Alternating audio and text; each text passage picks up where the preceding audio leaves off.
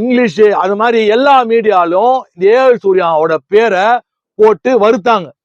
நானே எதிர்பார்க்கல. அது வந்து லைம் லைட்டுக்கு என்ன வந்து நல்லதோ கெட்டதோ I came to Lime light. அப்போ நண்பருக்கு இந்த வீடியோல நான் ஓரளவுக்கு நான் பார்த்த வரைக்கும், அதாவது அவரு சினிமா துறை எனக்கு செட் ஆகுமா அப்படின்னு அவரு அந்த கேள்வியிலையும் கேட்டிருந்தாரு.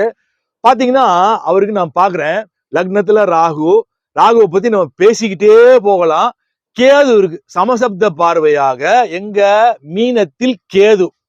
அவருக்கு ராசி என்னன்னு பாத்தீங்கன்னா விருச்சிக ராசி, கேட்டை நட்சத்திரம். ரைட்டு.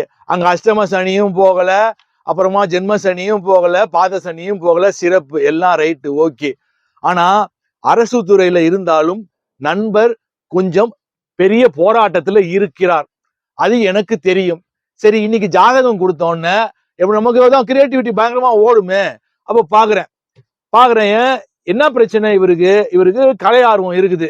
சரி, இவர் சினிமால ஜெயிப்பாரா அப்படின்னு கேட்டாரு. நான் ஒரு வேலையா நான் போயிட்டு இருக்கேன், போட்டு விட்டு இன்னொருத்தர் கூப்பிட்டாருன்னு ஓடிட்டேன் நான். அப்போ ரஃபா நான் பார்க்கும்போது இவருக்கு 12ஆம் இடத்துல சுக்கிரன், 12ஆம் இடத்துல மறைவு ஸ்தானமாக இருந்தாலும் சுக்கிரன் இருக்குது. தனித்த சுக்கிரன் சிறப்பு. ஏன்னா 8 12ஆம் இடம் சுபத்துவமாக இருந்தால் அவர்கள் வெளிநாடு வெளிமாநில அமைப்புகளை சுகபோகமான வாழ்க்கையை வாழ்வார்கள். 12ஆம் இடம் அயன சயன போகஸ்தானம், தூக்கம் வரக்கூடிய ஸ்தானம். சுக்கிரன் மட்டும் இருந்தா சிறப்புங்க. ரைட்டு. சரி, சுக்கிரன் மட்டும் இருக்காரா பாக்குறேன் வந்து. ஏன்னா விரயஸ்தானம், அதாவது நாம ஒரு ட்ரிப்பு போறோம், ஒரு 2 லட்ச ரூபா நீங்க செலவு பண்ணி போறீங்க. சரி, நீங்க லோனே வாங்கிட்டு போறீங்க. நீங்க வந்து ஒரு 1 லட்ச ரூபா சம்பாதிக்கிறீங்க, 1.5 லட்ச ரூபா சம்பாதிக்கிறீங்க மாசம். நீங்க ஒரு 2 லட்ச ரூபா போட்டுட்டு நீங்க லோனை போட்டோ நீங்க போய் போறீங்க, அது விரயம் தான். ஆனா உங்க குடும்பத்துல உங்க பசங்களை கூட்டிட்டு போறீங்க. நீங்க வந்து ஒரு சிங்கப்பூர் போறீங்கன்னு வச்சுப்போமே, 2 லட்ச ரூபா செலவு பண்ணி நீங்க வந்து ஒரு 3 நாள் ட்ரிப்பு 4 நாள் ட்ரிப்பு போறீங்க. அப்போ என்ன ஆகுது, உங்க குழந்தைகளுக்கு நீங்க ஒரு இன்பத்தை கொடுக்குறீங்க, மகிழ்ச்சியை கொடுக்குறீங்க.